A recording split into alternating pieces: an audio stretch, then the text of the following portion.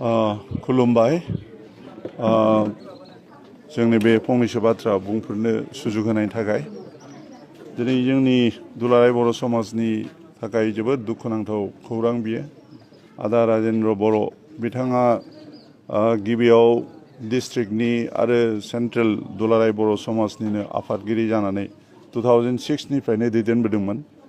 आं बेनुधर बसुमतारी थांनाय बोसोरावसो आं बिबानखौ मोनदोंमोन। बिबान मोनखांनानै आं बिथांनिफ्राय जोबोद गोनां बाथ्राफोरबो मिथिनानै लाफैदोंमोन, गले गले फैनाय जादोंमोन। खिन्थु नैबे उनथिङै फैनो हायाखै। बिथांनि बे लोमजानाया जे एसे बारा जानानै दंमोन जों बेखौ मोजाङै मिथियाखैमोन। बिथाङा खस्थ' मोनगासिनो दंमोन। बिथांनि रुंसारि जानाया गावनि थाखाय जुदिও गोजोनब्लाबो खस्थ' मोननायनिफ्राय बारग'नायब्लाबो जोंनि बर' समाजनि थाखाय जोबोद दुखुनांथाव बाथ्रा। आरो बिथाङा जेलानाखि 2006 निफ्राय बा बिनि सिगांनिफ्रायनो दुलाराय बर' समाजनि आफादगिरि जाना दंमोन। बर'फोरनि बै समाव दावराव दावसि गावजों गाव सैया जालायलायनानै जेलानाखि नांलाय खमलाय जालायलायो बेफोरबायदियावबो जोबोद मदद खालामदोंमोन। बिथाङा गोबां प्रब्लेमखौनो जेंनाफोरखौनो सुस्रांनो हादोंमोन। जों बिथांनि मेम'रिखौ कुनुदिन बावनो हाया।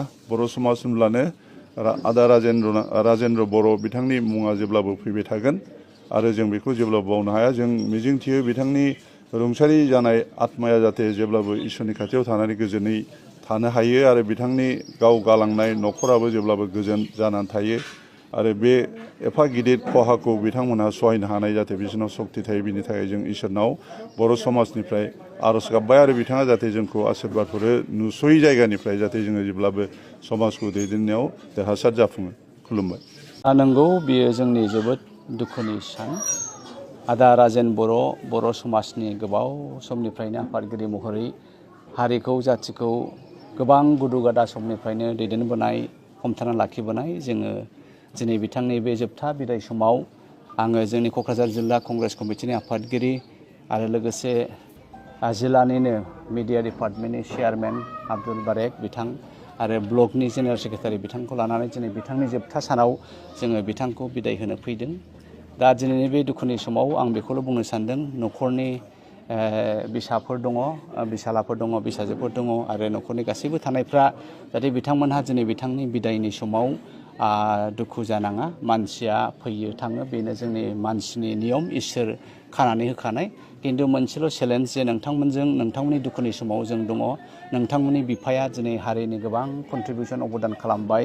बिथांनि इसाराया गासै बर' जाथिनि सायावनो थालांगोन। जुगे जुगे बिथांनि मोजां आदर्शखौ लाखिनानै जोंबो सोलोंबाय थागोन। बेखायनो इसोरा दा खालामथों बिथांमोनखौ अमासि, इसोरा खालामथों बिथांमोनखौ अराय आशीर्बाद जयग'। आङो दिनै बे समाव बोर बिनानै होदों जाहाथे इसोरा बिथांनि बे थालांनाय न'खरनि बयखौबो जोथोन लाफिनो आरो गासै बर' रायजो राजाफोरखौ आङो दिनै बिथांनि बे रुंसारि साना बिदाय लानाय समाव बयबो जाहाथे दले बले फैनानै सनमान होफैयो आरो बिथांनि फोरोंलांनाय बिथांनि मोनसे मटिभेसनखौ जों हारियाव अराय लाखिबाय थायो। आं बेखिनिखौनो बुंनानै आसाम प्रदेश कंग्रेस कमिटिनि गाहाय नेहाथारि महरै आङो बे फंनैसो बाथ्राखौ रायजो राजानि सिगाङाव बुंफोरफैबाय। बिथाङा आंनि बाल्य बन्धुमोन, बहुदनिफ्राय जोङो लोगोमोन। दा बिथाङा दा दिनै बिथाङा थांबाय, खुब दुखु बिखु जाहैबाय। बिथाङा गोदोमै समाजनि खामानि मावबोदों आरो बिथाङा सासे धर्मगिरिमोन। बिथाङा सतसंग दिखिदोंमोन। थैजासिम बिथाङा बेखौ फाल खालामलांदों। आं आसा खालामो फरेन मिनिस्टारा बेखौ अनथों आरो न'खरा जाहाथे सान्ति जायो, बेखौनो आं भगबानखौ आशिर्बाद खालामनानै फोजोबनाय जाबाय।